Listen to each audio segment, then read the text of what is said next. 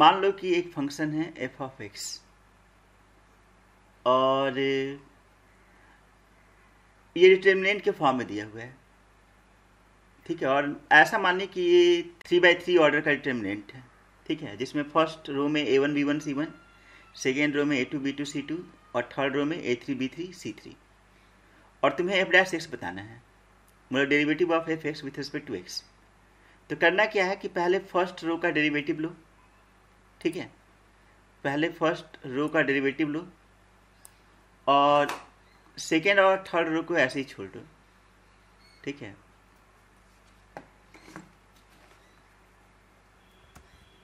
तो पहले first row का डेरिवेटिव लिए, तो a1 b1 c1 का डेरिवेटिव हो गया a1 dash b1 dash c1 dash, और सेकेंड और थर्ड रो को ऐसे छोड़ दिए, ठीक है। फिर हम लोग क्या किए, प्लस किए। प्लस करने के बाद में दूसरा डिटर्मिनेंट में सेकेंड रो के जितने भी एलिमेंट्स हैं उसका डेरिवेटिव ले लो, ठीक है। तो उसका डेरिवेटिव मान लो a2 dash b2 dash c2 dash है, ठीक है। और फर्स्ट और सेकेंड रो में जो भी एलिमेंट्स उसको ऐसे छोड़ दो। फिर नेक्स्ट क्या करो कि थर्ड रो के एलिमेंट्स का डेरिवेटिव लो और मान लो कि उसका डेरिवेटिव है a3 dash b3 dash c3 dash, ठीक है। और फर्स्ट और सेकेंड रो वाले एलिमेंट्स को ऐसे ही छोड़ दो, ठीक है। तो इस तरह से डेरिवेटिव कर सकते हैं। और ये जो डेरिवेटिव है ये हुआ है रो बाई रो, ठीक है, रो बाई रो। हम चाहे तो डेरिवेटिव कर सकते हैं कॉलम वाइज कॉलम भी, ठीक है, कॉलम वाइज कॉलम भी कर सकते हैं। मतलब कोई बच्चा अगर चाहे तो कुछ इस तरह से लिख सकता है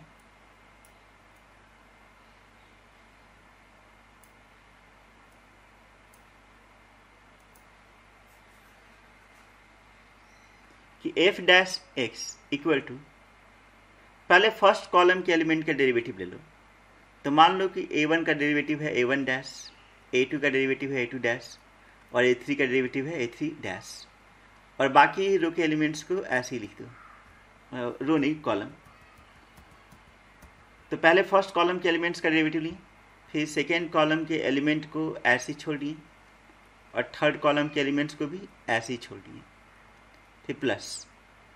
फिर हम लोग क्या किए कि सेकेंड रो के एलिमेंट्स का डेरिवेटिव लिए, सेकेंड रो बोल दे रहे हैं बार बार, सेकेंड कॉलम के एलिमेंट्स का डेरिवेटिव लिए।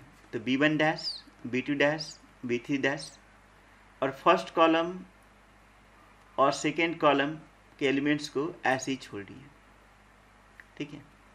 फिर क्या किए, थर्ड कॉलम के एलिमेंट्स का डेरिवेटिव लिए। तो मान लो कि c1 का डेरिवेटिव है c1 डैश, c2 का c2 डैश और c3 का c3 डैश। और फर्स्ट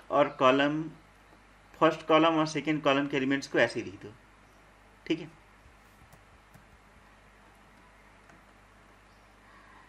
तो ये जो डेरिवेटिव हुआ ये कैसे हुआ, कॉलम बाई कॉलम, ठीक है। तो this is column by column.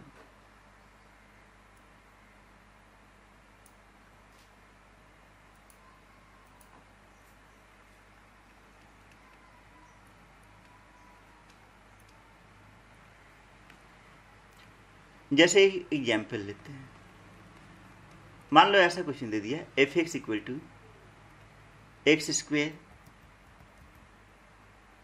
2x 3 फिर 1 2 3 2 4 1, ठीक है। और तुमसे बोला कि एफ डैश एक्स कैलकुलेट करो, ठीक है।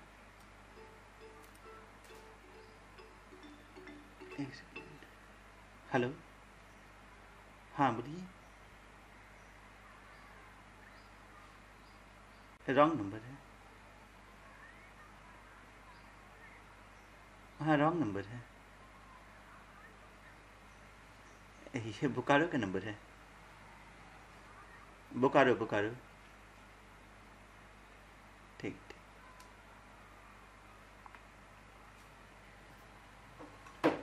यहाँ एक चीज़ ध्यान दीजिए, जितना भी वेरिएबल्स है या जो भी एक्स का फंक्शन है वो फर्स्ट रो में है, ठीक है।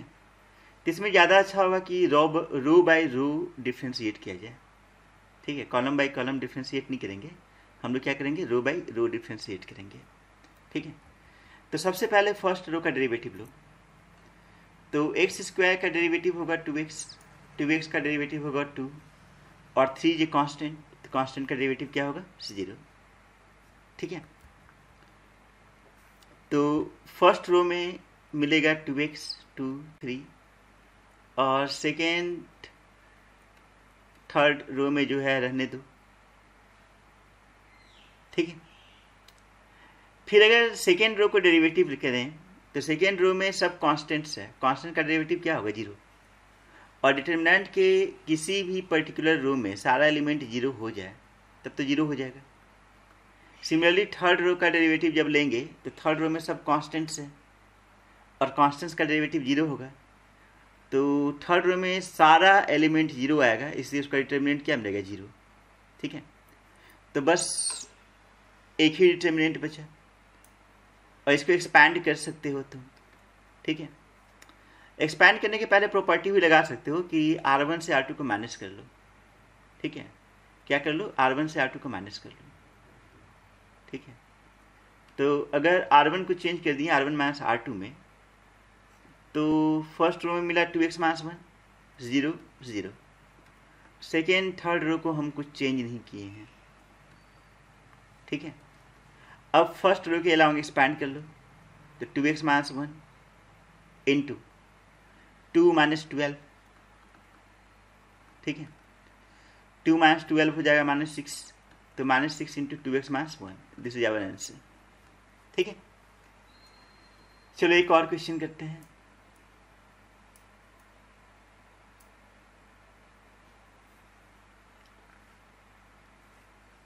नेक्स्ट प्रॉब्लम ऐसा दिया हुआ है, f(x) equal to x square 2x 1। अच्छा, इसको हटा देते हैं। x 2x 1 -6। ठीक है, 1 2 0 -1 2 3 4 1 0 1 2 1। ठीक है, तो 4/4 ऑर्डर का डिटर्मिनेंट है या ऑर्डर 4 का डिटर्मिनेंट है और इसका डेरिवेटिव बताना है। ठीक है, तो हमें इस बार रो बाय रो डिफ्रेंसिएशन करना चाहिए या column by column? Sir column by column करना चाहिए। कॉलम बाय कॉलम, क्योंकि सारा वेरिएबल एक ही कॉलम में है। ठीक है, तो हम लोग कॉलम बाय कॉलम डिफ्रेंशिएट करेंगे। तो फर्स्ट कॉलम को अगर डिफ्रेंशिएट करते हैं तो क्या मिलेगा? 1 2 0 -1।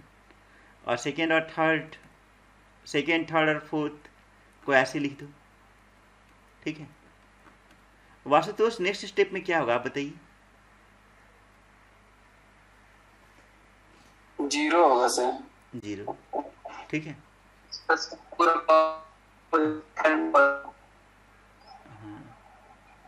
शुभम थर्ड स्टेप क्या होगा? 0 सर, 0 0। चलिए फाइनल आंसर क्या होगा? फाइनल आंसर सर इसका जो फर्स्ट है उसका डिफरेंट डिटरमिनेंट निकाल, मतलब इसको एक्सपैंड करेंगे, है ना? अच्छा, उसका एक्सपैंड देख के बता दीजिए कि यस उसका सर। एक्सपेंशन डायरेक्ट बता सकते हैं हम लोग, मतलब बिना एक्सपैंड किए हुए बता सकते हैं। बिना एक्सपेंड किए सर? हाँ, पता नहीं सर। पता नहीं सर, फर्स्ट कॉलम और सेकेंड कॉलम को ऑब्जर्व कीजिए। सर 0 होगा। क्या होगा? 0 होगा। ठीक है, क्योंकि 0। फर्स्ट कॉलम और सेकेंड कॉलम क्या है? आइडेंटिकल है। ठीक है, तो C1 and C2 are identical, इससे इसका डिटरमिनेंट क्या होगा? 0 होगा। ठीक है, माइक म्यूट कर लीजिए। 0। हाँ, माइक म्यूट कर लीजिए।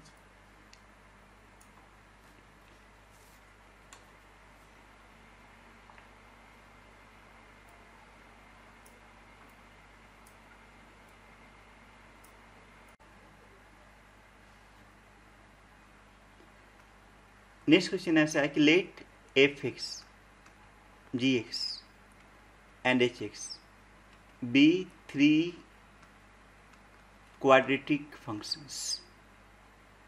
ठीक है, 3 quadratic functions and y equal to f of x, g of x, h of x, f dash x, g dash x, h dash x, f double dash x, g double dash x, h double dash x. ठीक है, given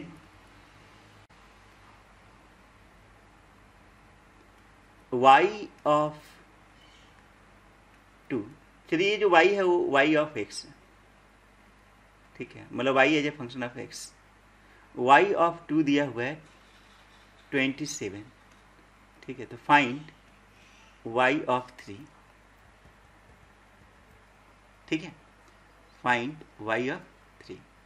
अब तो बड़ा टेढ़ा question हो गया। ठीक है, टेढ़ा क्वेश्चन हो गया, क्या करेंगे बताइए। सर कोई भी एक क्वाड्रेटिक फंक्शन ले लेंगे, जैसे a1x² + b1x + c1, इसी तरह तीनों को ले लेंगे। तीनों को ले लेंगे और फिर डिफ्रेंशिएट करेंगे और फिर पुट कर देंगे। अच्छा, इसमें क्या ज़्यादा अच्छा होगा, रो बाई रो डिफ्रेंशिएशन अच्छा होगा या column by column? Sir row by row करी। रो बाई रो, क्योंकि एक रो में एक जैसा दिख रहा है। ठीक है, मतलब F x g x h x है, और सेकेंड रो में क्या है, डैश डैश डैश है, थर्ड रो में double dash double dash double dash. Double dash का मतलब क्या हुआ, डबल डेरिवेटिव। ठीक है, हम लोग डायरेक्ट वाई डैश एक्स निकालते हैं डायरेक्ट। तो पहले फर्स्ट रो का डेरिवेटिव लेंगे। ठीक है, तो f dash x, g dash x, h dash x, और सेकेंड रो थर्ड रो जो है डायरेक्ट लिख देंगे।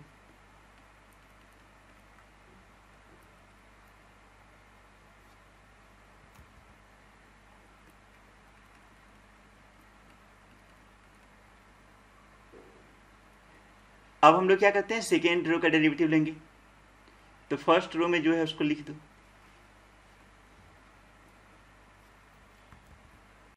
ठीक है,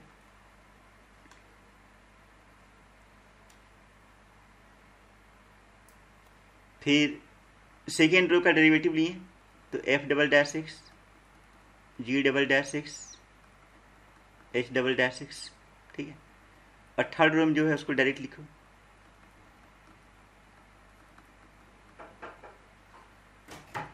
हाँ, थोड़ा सा रुक गया। फिर क्या करेंगे, थर्ड रो का डेरिवेटिव लेंगे।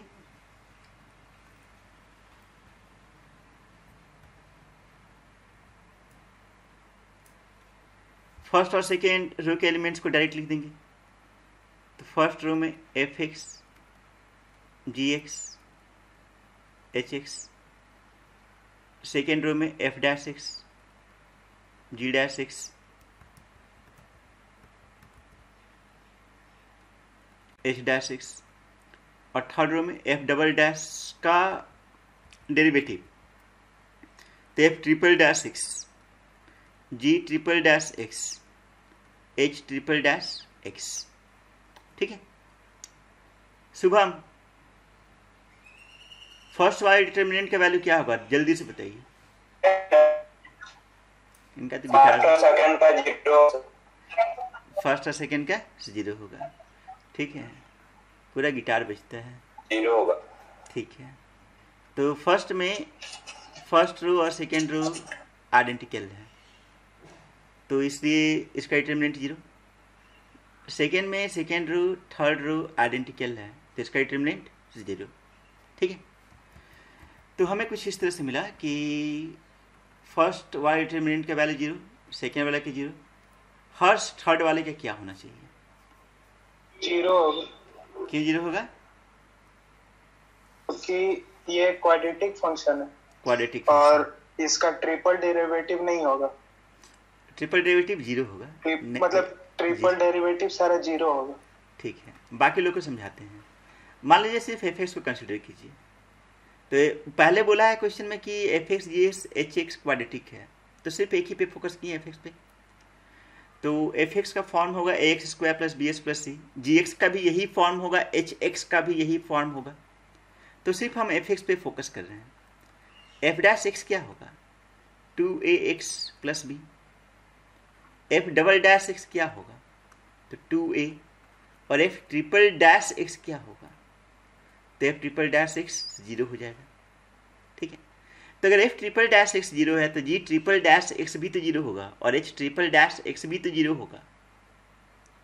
क्या जी वास्तुस?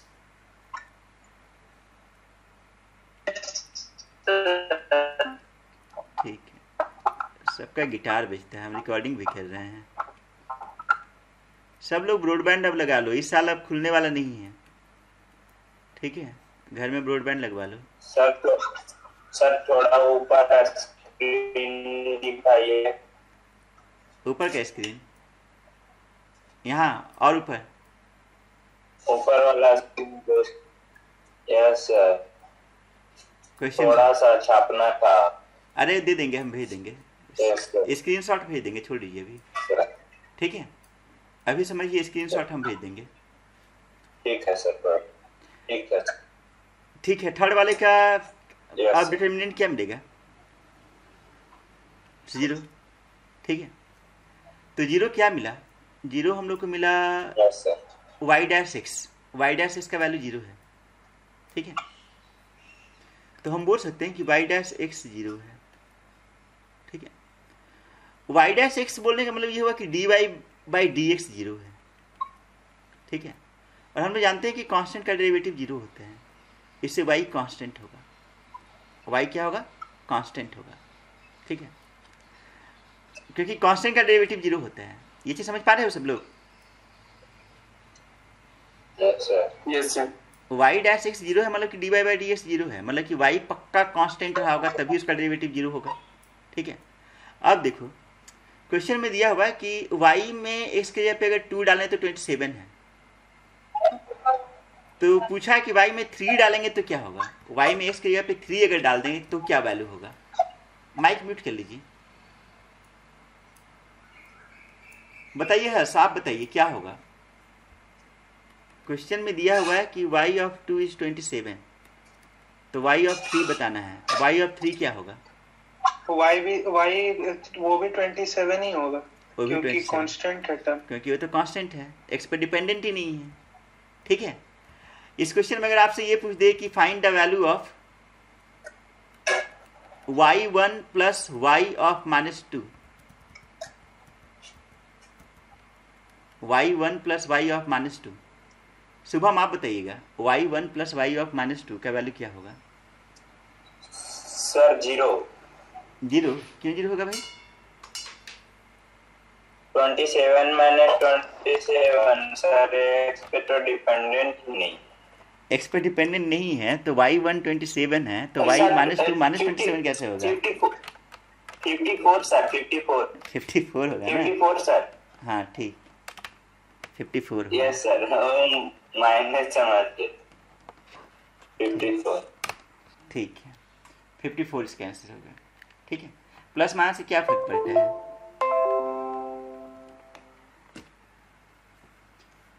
तो ये होगा 27 प्लस 27 विच इज 54। कॉम्पिटिशन में ऐसा ही क्वेश्चन आता है। ठीक है, जैसे ये वाला क्वेश्चन हम लोग किए। ठीक है, ये था डेरिवेटिव। तो डेरिवेटिव में हम लोग क्या कर सकते हैं? रो बाय रो डेरिवेटिव कर सकते हैं या कॉलम बाय कॉलम डेरिवेटिव कर सकते हैं। अब हम लोग पढ़ेंगे समेशन। समेशन ये टॉपिक 2 है।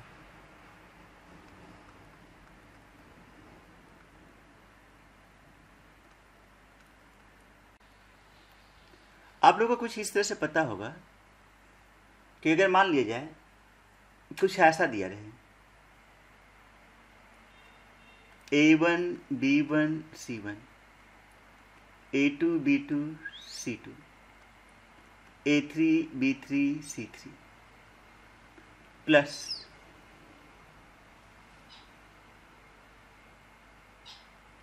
A4 B4 C4, A2 B2 C2, A3 B3 C3। ठीक है, तो उमेश आप बताइए क्या होगा?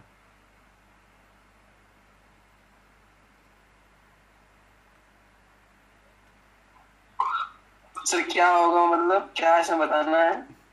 ये दोनों मिला करके ये दोनों का सम क्या होगा, कुछ होगा?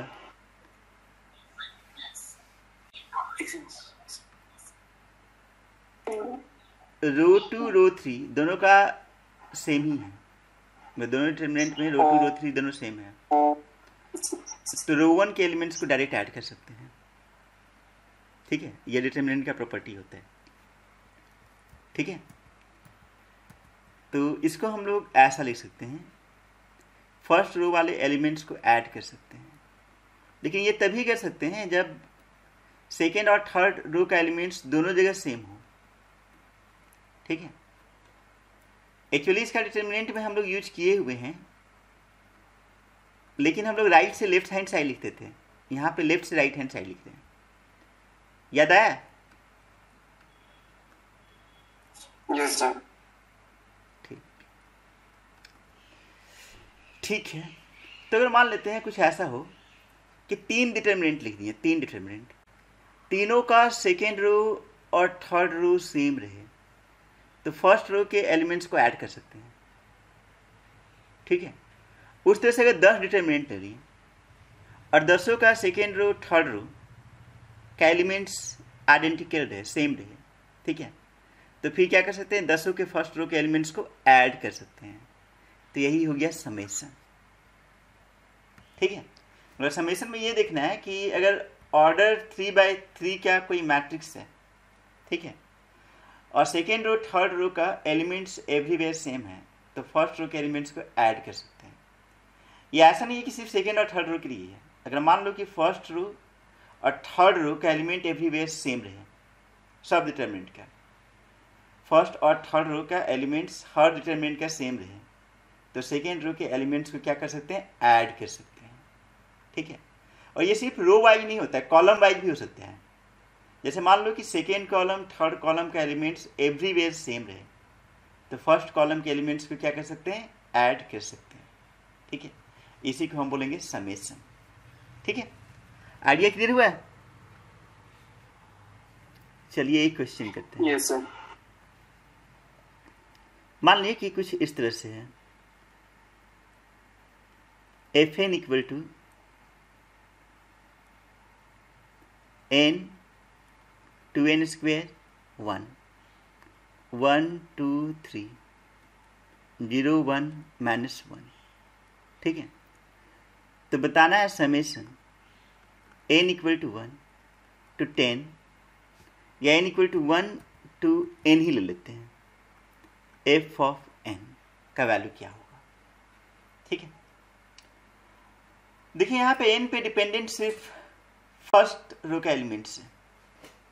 ठीक है, n पे डिपेंडेंट सिर्फ फर्स्ट रो का एलिमेंट्स है। अगर हमसे ये पूछा जा रहा है कि बताना है summation of f n from n equal to 1 to n equal to n, तो n की जगह पे हम एवरीवेयर क्या पुट करेंगे, 1। n की जगह पे हम लोग 1 से लेके n तक पुट करेंगे। तो अगर इस गिवन डिटर्मिनेंट में n की जगह पे अगर 1 पुट किए हैं, तो फर्स्ट रो का एलिमेंट्स हो जाएगा 1 2 1, होगा ना। फिर अगर n की जगह पे 2 पुट कर दें, तो फर्स्ट रो का एलिमेंट्स क्या हो जाएगा, 2 8 1। n की जगह पे 3 पुट कर लें, तो फर्स्ट रो का एलिमेंट्स क्या होगा, 3 18 1। समझ पा रहे हैं? लेकिन क्या किसी भी केस में n का वैल्यू चेंज करने पे, n का वैल्यू डालने पे सेकेंड रो और थर्ड रो चेंज होगा? बोलिए। सेकेंड रो नहीं चेंज होगा, सेकेंड रो थर्ड रो का तो एलिमेंट सेम ही रहेगा। ठीक है, तो कुल मिला के ये हुआ कि अगर समेशन करना है तो सिर्फ हम फर्स्ट रो के एलिमेंट्स को ऐड कर रहे हैं। ठीक है, सेकेंड रो थर्ड रो का एलिमेंट्स तो सब जगह आइडेंटिकल ही है, मतलब वी कैन यूज दिस। ठीक है, तो इसको हम डायरेक्ट ऐसे लिख सकते हैं कि summation n equal to 1 to n, फिर summation 2n square n equal to 1 to n, और summation 1 n equal to 1 to n। बाकी रोज में जो भी एलिमेंट्स हैं उसमें कोई भी चेंज नहीं होगा। ठीक है,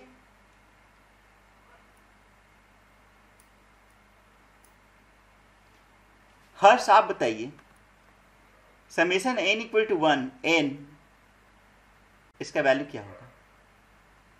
n into n plus 1 by 2. हाँ, summation n equal to 1 to n, n मतलब कि 1 plus 2 plus 3 plus dot dot dot n, ठीक है।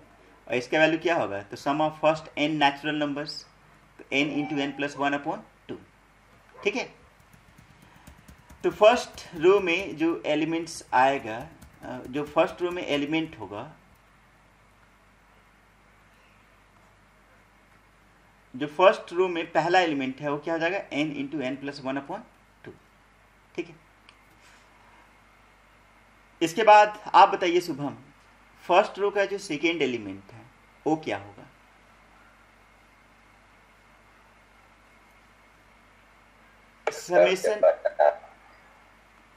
समेशन n स्क्वायर का वैल्यू क्या होता है? 1 square plus 2 square plus 3 square plus dot dot dot n square. क्या होता है formula? n into n plus 1 plus into n plus 2 2n plus 1 by 6, n into n plus 1 into 2n plus 1 divided by 6, ठीक है, ये होता है। लेकिन 2 से मल्टीप्लाइड भी तो है, भी लगेगा ना। हाँ, तो हम तो थोड़ी ना आगे 2 लिखे हैं, आगे 2 भी है, तो 2 से मल्टीप्लाई होगा तो नीचे 3 आ जाएगा, सही बोले।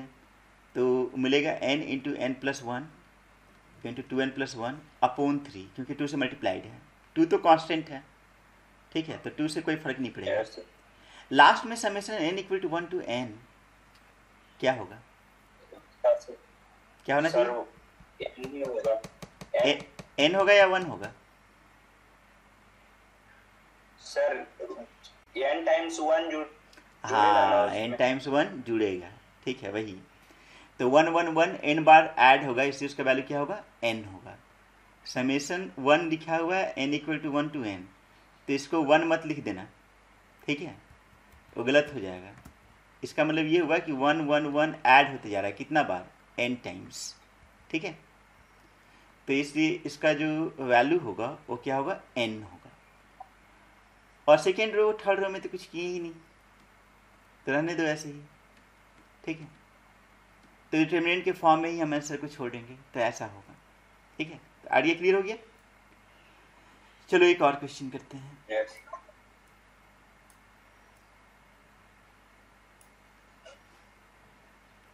नेक्स्ट प्रॉब्लम ऐसा है कि f of n equal to n 0 1 1 2n 1 0 0 -2, ठीक है। और बताना है summation n equal to 1 to n of f n, ठीक है।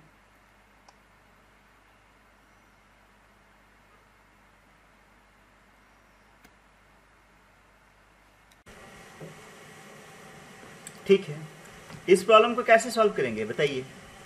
क्या किसी पर्टिकुलर रो में n दिख रहा है या किसी पर्टिकुलर कॉलम में n दिख रहा है? किसी एक पर्टिकुलर रो या किसी एक पर्टिकुलर कॉलम में n दिख रहा है? यस सर, फर्स्ट में, सेकंड तो दो जगह दिख गया ना, दो जगह दिख गया, पर्टिकुलर में नहीं। पर्टिकुलर में नहीं है, पर्टिकुलर में नहीं है। तो जो पिछला क्वेश्चन किए थे, क्या उसको इस वाले प्रॉब्लम को वैसे सॉल्व कर सकते हैं? क्या इस प्रॉब्लम को वैसे सॉल्व कर सकते हैं? नहीं सर, यहाँ डायरेक्ट एडिशन नहीं होगा, यहाँ पे नहीं होगा, ठीक है। क्योंकि उसके लिए क्या होना चाहिए कि किसी पर्टिकुलर रो में ही n होना चाहिए या किसी पर्टिकुलर कॉलम में ही n होना चाहिए। यहाँ पे देखा जाए तो दो रो या फिर दो कॉलम में n अपीयर हो रहा है।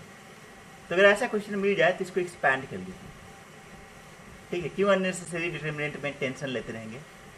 किस रो के अलॉन्ग एक्सपैंड करना चाहिए या किस कॉलम के अलॉन्ग एक्सपैंड करना चाहिए? बोलिए Shubham. Third row. Third row के अलॉन्ग एक्सपैंड कर लीजिए। क्या मिलेगा वैल्यू थर्ड रो के अलॉन्ग एक्सपैंड करने के बाद में? Sir 2n square -1 2n square -1 -2 पक्का? 2n² minus 1 into 2 into minus 2। अगर -2 लिए, ठीक है, तो n इंटू 2n² हुआ और 1 इंटू 0 तो 0 हुआ ना। हाँ सर, मास 4n² होगा, ठीक है। Yes sir, minus 4n। ठीक है, तो ये fn हो गया। तो what is summation of fn? Yes sir. तो -4 कांस्टेंट है, बाहर निकाल लो, n इक्वल टू n तो n², ठीक है। तो -4 हुआ और n² को हम लोग लिख सकते हैं n into n plus 1 into 2n plus 1, 2n plus 1 by 6। ठीक है, अब माइक म्यूट कर लीजिए। तो -2n into n plus 1 into 2n plus 1 upon 3, this is our answer.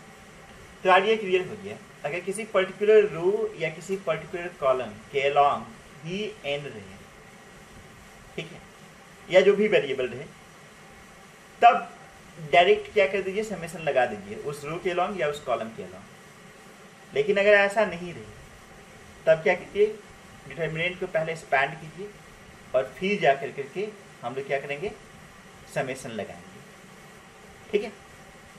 कोई दिक्कत नहीं।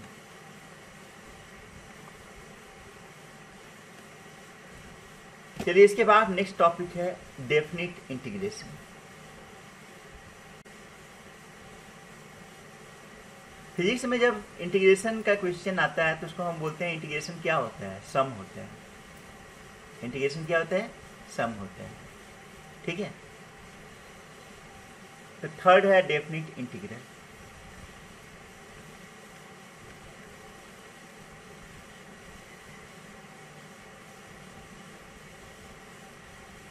मान लो कि कुछ इस तरह का एक फंक्शन है और फंक्शन डिटरमिनेंट के फॉर्म में दिया हुआ है।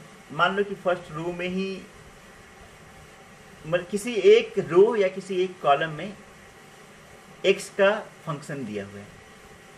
जैसे मान लो फर्स्ट रो में gx है, hx है, ठीक है,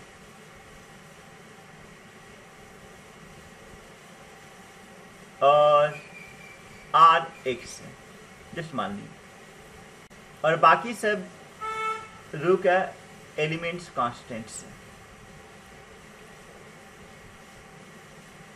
ठीक है। और तुमसे बोला है कि find integral f(x) dx from a to b, ठीक है। तो डेफिनेट इंटीग्रेशन मतलब बोल सकते हो सम है, इंटीग्रेशन मतलब सम है। तो समेशन और इंटीग्रेशन में एक डिफरेंस होता है कि समेशन में 1 के बाद 2 आता है, 2 के बाद 3 आता है, लेकिन इंटीग्रेशन में 1 के बाद सारा रियल नंबर आता है, मतलब 1 के बाद डायरेक्ट 2 पे नहीं आते हैं, ठीक है।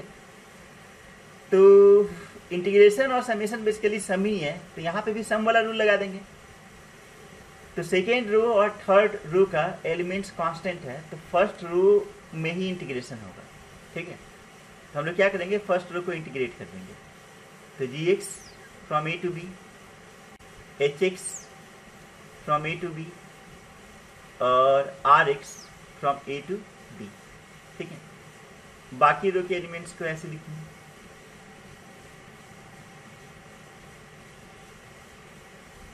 ठीक है। कोई जरूरी है कि रो में ही क्वेश्चन रहे, क्वेश्चन दे सकता है कॉलम में भी। मान लो कि किसी पर्टिकुलर कॉलम में फंक्शन ऑफ x है, तो उस पर्टिकुलर कॉलम के एलिमेंट्स को ही इंटीग्रेट करेंगे, ठीक है। चलो एक दो क्वेश्चन करते हैं।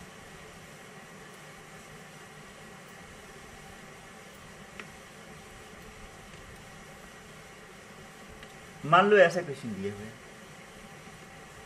f(x) equal to 2x x² minus 1, 0 1 2 3 4 0, ठीक है। और बोला कि calculate 0 to 2 f of x, ठीक है। तो वास्तव आप बताइए इंटीग्रेशन यहाँ पे किस रो या किस कॉलम के अलॉन्ग करना चाहिए, किस रो में या किस कॉलम में इंटीग्रेशन करना चाहिए? तो फर्स्ट फर्स्ट कॉलम में, क्योंकि उसी में x के टर्म में है, फर्स्ट कॉलम में। फर्स्ट कॉलम में, तो फर्स्ट कॉलम में पहला एलिमेंट है 2x, इसको इंटीग्रेट किए 0 से 2 तक। दूसरा एलिमेंट है x², हाँ dx भी रहेगा, ठीक है, इसको इंटीग्रेट किए 0 से 2 तक। अच्छा यहाँ पे dx रहेगा ना, एक चीज गड़बड़ की है,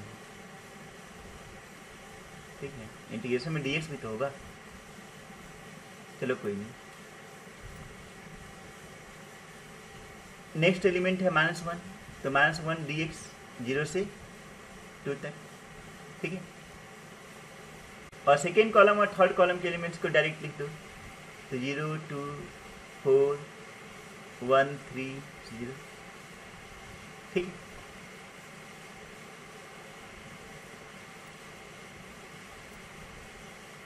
तो 2x का इंटीग्रेशन अल्टीमेटली x² आएगा, क्योंकि x का इंटीग्रेशन होगा x²/2, 2 कैंसिल आउट, तो x² का लिमिट 0 और 2 बिठाओ तो 4 आ जाएगा। फिर x² का इंटीग्रेशन होगा x³ 3, a² पे 2 बिठा दो तो 8/3, 0 बिठाओगे तो 0, तो 8/3।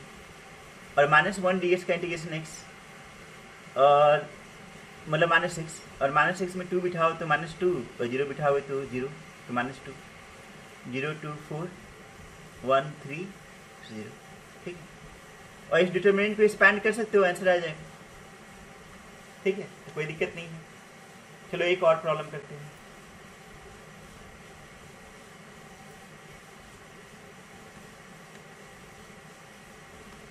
नेक्स्ट क्वेश्चन ऐसा दिया हुआ है, f(x) = x 0 1 0 x + 1 2 1 0 0, ठीक है। बताइए वासुतोष, इस बार क्या करना चाहिए? आपको बताना कुछ ये है, बताना आपको है 0 से 2 तक इंटीग्रल f(x) dx, ठीक है। बोलिए वासुतोष, क्या करना चाहिए?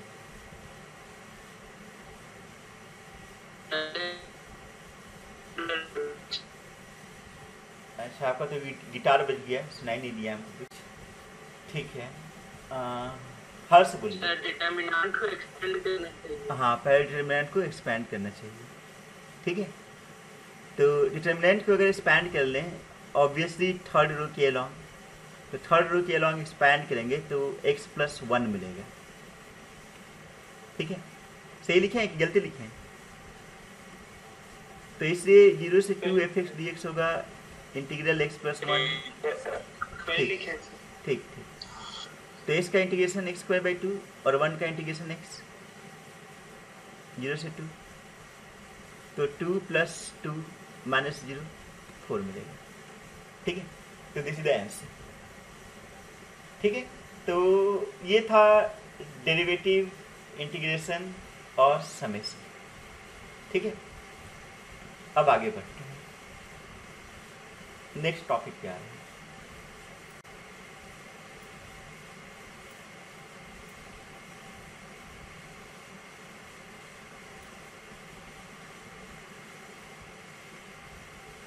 नेक्स्ट टॉपिक है प्रोडक्ट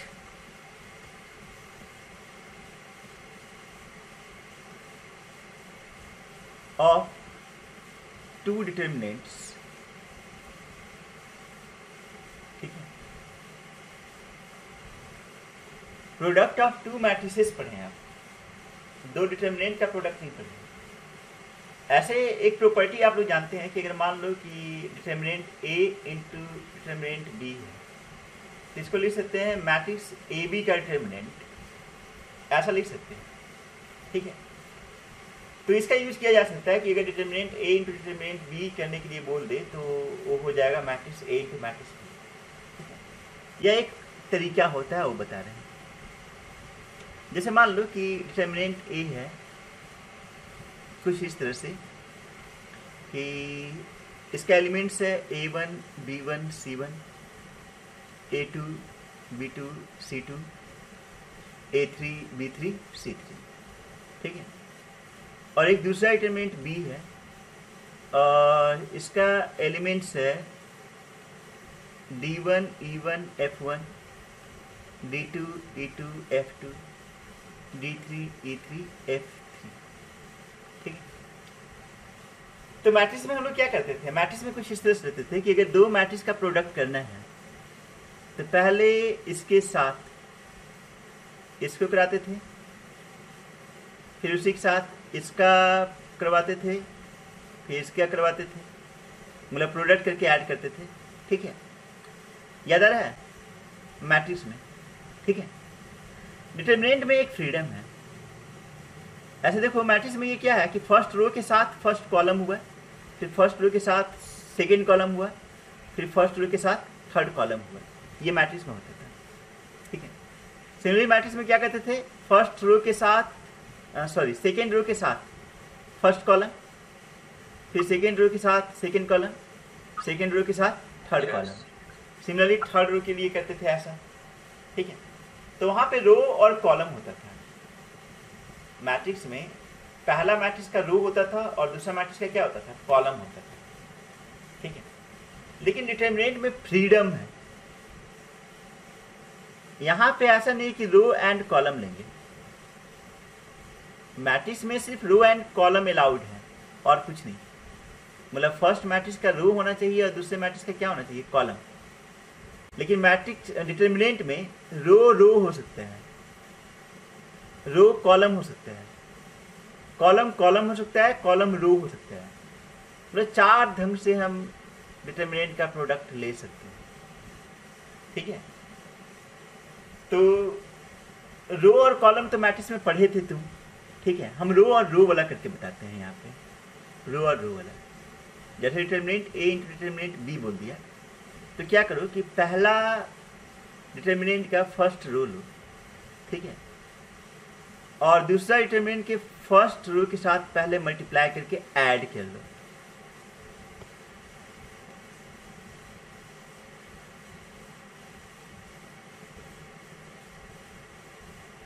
ठीक है, तो क्या मिलेगा,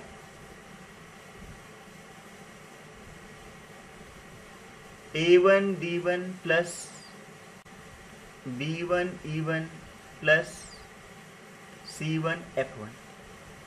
ठीक है, इसके बाद क्या करो कि फर्स्ट डिटरमिनेंट का फर्स्ट रो और सेकेंड डिटरमिनेंट का सेकेंड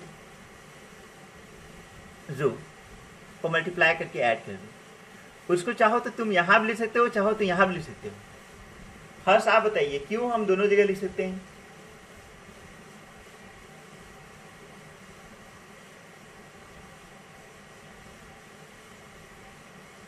चलिए हम ऐसा बोलना चाह रहे हैं कि अगर उन दोनों का प्रोडक्ट करें तो A1 D2 plus B1 E2 plus C1 F2 होगा। इस चीज को अगर आप चाहते हैं तो यहां ना लिख करके यहां भी लिख सकते थे, क्योंकि determinant of a equal to determinant of a transpose होता है। यस सर, है ना, determinant of a equal to determinant of a transpose भी होता है। हाँ, लेकिन ऐसा नहीं कि दोनों जगह एक ही चीज लिखेंगे, दोनों में कोई एक जगह। ठीक है, समझ पाए। चलो तब हम रो में लिख दिए, तब अब अगर यहाँ लिख दिए तो तीसरा यहाँ पे अलाउड नहीं है, तीसरा यहीं लिखना पड़ेगा। समझे, तो तीसरा क्या होगा आप लोग बताइए, तीसरा क्या होना चाहिए। तीसरा में इसके साथ मल्टीप्लाई करके ऐड करना होगा। A1 D3 हाँ, A1 D3 plus B1 E3 plus C1 F3 plus C1 F3। ठीक है, हो गया। तो फर्स्ट रो कंप्लीट हो गया। अब सेकेंड रो पे आते हैं। सेकेंड रो पे क्या करना पड़ेगा कि इसका फर्स्ट रो का एलिमेंट लीजिए। ठीक है, और इसके साथ पहले दूसरे वाले का फर्स्ट रो के एलिमेंट के साथ मल्टीप्लाई कीजिए। हम क्या बोल गए, इसका पहले सेकेंड रो लीजिए, डिटरमिनेंट ए का सेकेंड रो और डिटरमिनेंट बी का फर्स्ट रो के एलिमेंट्स को मल्टीप्लाई करके ऐड कीजिए। ठीक है, तो हमें मिलेगा A2 D1 plus B2 E1 plus C2 F1। ठीक है, यहाँ पे क्या होना चाहिए वासुतोष, आप बताइए।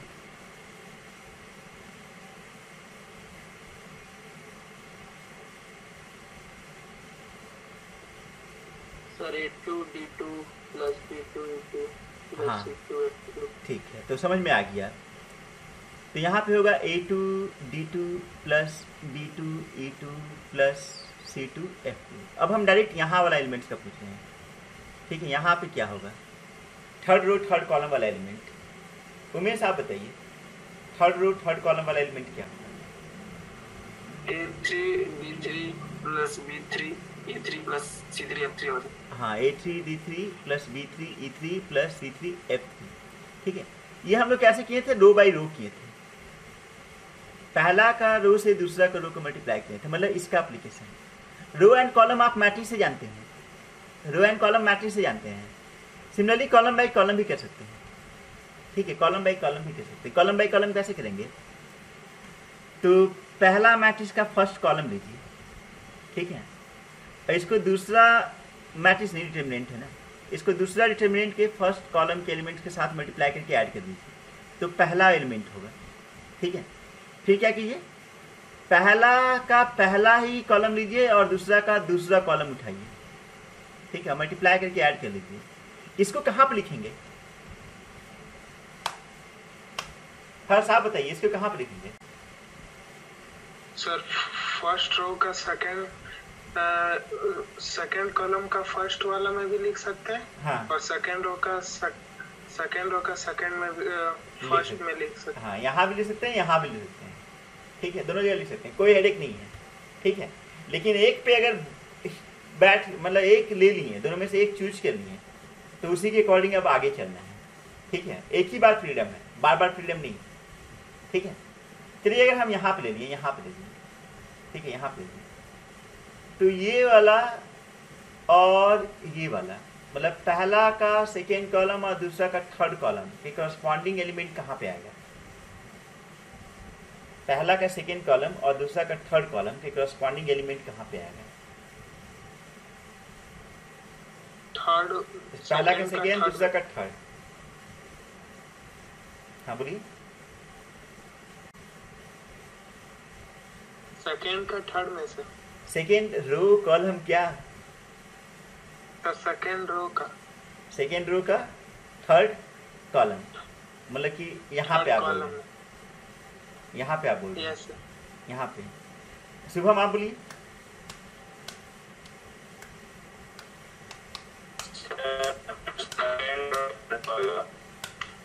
सेकेंड रो थर्ड कॉलम कि सेकेंड कॉलम थर्ड रो होगा।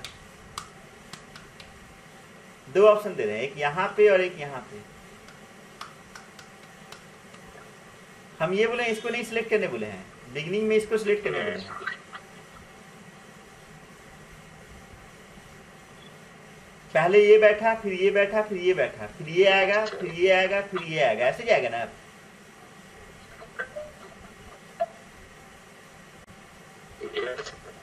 हाँ, तो कहाँ पे जाएगा? यहाँ पे आएगा, यहाँ पे नहीं आएगा। हर्ष समझे? Yes sir. थोड़ा और एक्सप्लेन करने की जरूरत है क्या? नो सर, वो दूसरा वाला टिक देखते हैं। हाँ, जब बिठाने लगेगा तो अपने आप समझ में आ जाएगा। ठीक है, बस चीज समझ में आना चाहिए। ठीक है, तो ये था डिटरमिनेंट का प्रोडक्ट। तो ज़्यादा कुछ इसमें है नहीं। ठीक है, इसको दिमाग में रखिए, कभी अगर कॉम्पिटिशन में आ जाता है तो बना लीजिएगा। ठीक है।